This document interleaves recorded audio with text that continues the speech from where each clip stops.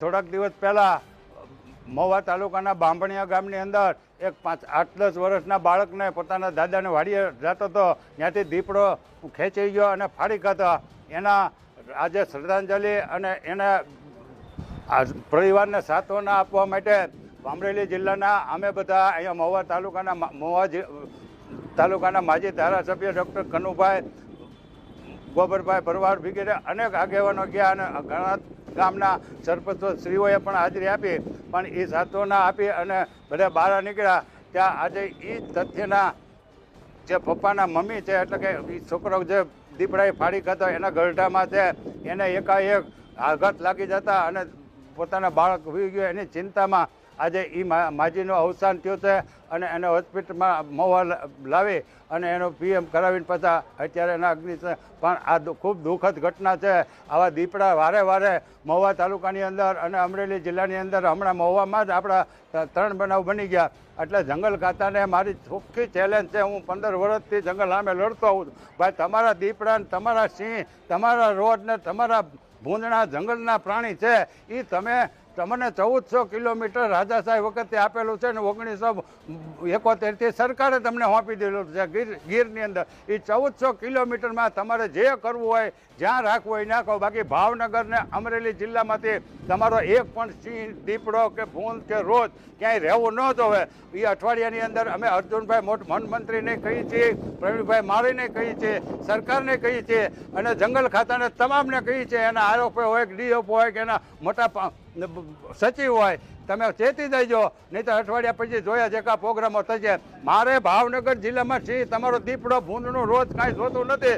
જો આવ્યું તો હવે ખુલ્લા અમે ચેલેન્જ ઠોકીને કહીએ છીએ કે અમે મારી નાખવા નથી. અમારા ભાઈ દીકરાને મારી નાખે અને તમે આ મદદ પોળીને ઉભા રહ્યો. તમે લાખ રૂપિયા આપતા, પછી 1.5 કર્યા, પછી 4 લાખ કર્યા, આંદોલન અમે ખૂબ કર્યા, એટલે તમે 10 લાખ રૂપિયા કર્યા આ છોકરાના. અને હમણાં મહુવા તાલુકામાં જે 4-5 ને અમરેલીમાં જેટલા ગુજરી ગયા એને સરકાર 1-1 કરોડ રૂપિયા આપે. તમે પ્લેનમાં મરી જાય અને 1-1 કરોડ રૂપિયા આપો અને અમારા મજૂર કે ખેડૂત મરી જાય અને 5 લાખ ને 10 લાખ આપીને છૂટી જાવ. એટલે તમે શું સમજો? તમને પ્લેનમાં મરી જાય એ મત દેવા આવે?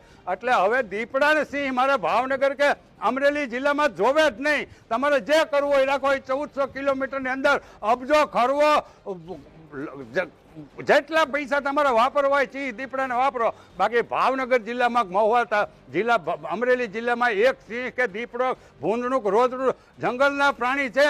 એ જંગલના ઘરાણા કહેવાય. એ જંગલમાં જ હારા લાગે, એ ગામમાં ન હારા લાગે. અમારા ઘેરેન બજારોમાં આવી જાય. એટલે અમે કાયમ કહીએ છીએ કે જો હોનાની શરી હોય ને તો એને પેટમાં રાખવાની હોય, પેટમાં ન ભરાવાની હોય. ભૂપેન્દ્રભાઈ પટેલ તમે સાંભળી લેજો, અર્જુનભાઈ તમે સાંભળી લેજો. અને આ જોયા જેખા પ્રોગ્રામો કરતા અમે સહેજે તમારી કરતા હતા. અને આ મુકેશભાઈ અંબાણીનો છોકરો હારો 10,000 વીઘા જમીનની અંદર લાખો જંગલી પ્રાણીઓને એ વનતારામાં જામનગરમાં હાંચવીને બેઠા અને 1400 કિલોમીટરનો વિસ્તાર આપ્યો તોય તમે અડધા ગુજરાતમાં પાથરી દીધા. એટલે તમે શું સમજો? ઉઠાવી લેજો તમારા જંગલના દીપડા. જેને દીપડા ઉપર, જેને સિંહ ઉપર, જેને રોજ ભૂંડણા ઉપર તમને જો કોઈને પ્રેમ ઉભરાઈ નીકળતો હોય ને, જીવ દયાવાળાને, ગમે એ મોટા સંતને, તો તમારા ઘેરે તમારા આશ્રમમાં બાંધો, ગાંધીનગરમાં બાંધો, ધારાસભ્યની ઘેરે ઘેરે 5-5 બાંધી દો. બાકી ખેડૂતના ખેતરમાં વાડીમાં આવ્યો ને તો ભડાકે દેવાનો છે. તમારે થાય એ બધા કરી લેજો, થાય એ કરી લેજો. એટલે હવે અમારાથી રહેવાતું નથી. રોજ અમારા ભાઈ દીકરાને મારી નાખે, અમારા મજૂરોને મારી નાખે, અમને ક્યારેક મારી નાખે, અમારા 10-10 લીટર 20-20 લીટર દૂધ કરતા હોય એવી ભેંસું ગાયોને મારી નાખે. અને તમે ત્યાં ખતડાવની ઘોડે પલોઠી વાળીને ઉભા રહ્યો અને આમ પ્લાન કરશું. એકેય પ્લાન કરવાના નથી. તમારી કરતા તો ભાવનગરના, ગોંડલના, જુનાગઢ, પોરબંદરના પહેલાના જૂના જમાનાના રાજાઓ બાદશાહ હારા હતા. ભાવનગરના મહારાજાને 1929ની અંદર આપણા મહુવા તાલુકાના દિયાળ ગામના ખેડૂતોએ કીધું હતું કે બાપુ અમારા ખેતરમાં રોજડા બહુ આવે છે. અઠવાડિયાની અંદર ભાવનગરના રાજાએ એના શિકારી ટીમ મોકલી અને તમામ રોજને મારી નાખ્યા હતા. એ જ અરસાની અંદર 2 જ વર્ષ પછી પાછા અમારા મહુવા તાલુકાના રાણીવાડા ગામમાં એક જ દીપડો ખાલી દેખાણો એટલે ગામનાએ જઈને ભાવનગર રાજાને ફરિયાદ કરી કે બાપુ દીપડો છે અને અમારા ગામમાં ફફડાટ છે, અમારા ગામમાં રહેવાતું નથી, ચીમમાં જવાતું નથી. એટલે ભાવનગરના મહારાજા પોતે આવ્યા અને દીપડાને ગોતી અને રાજાએ ભડાકાઈ દીધો.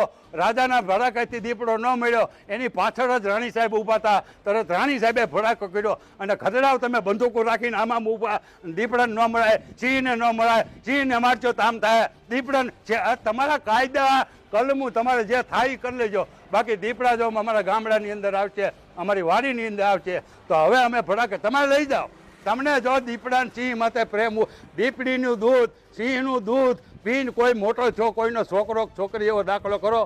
દીપડાનું સિંહનું સાણ મૂતર ક્યાંય અમારા ઘઉં બાજરીમાં નાખવામાં આવ્યો એવો દાખલો કરો તો તમારે કરવા હું જંગલી પ્રાણીને.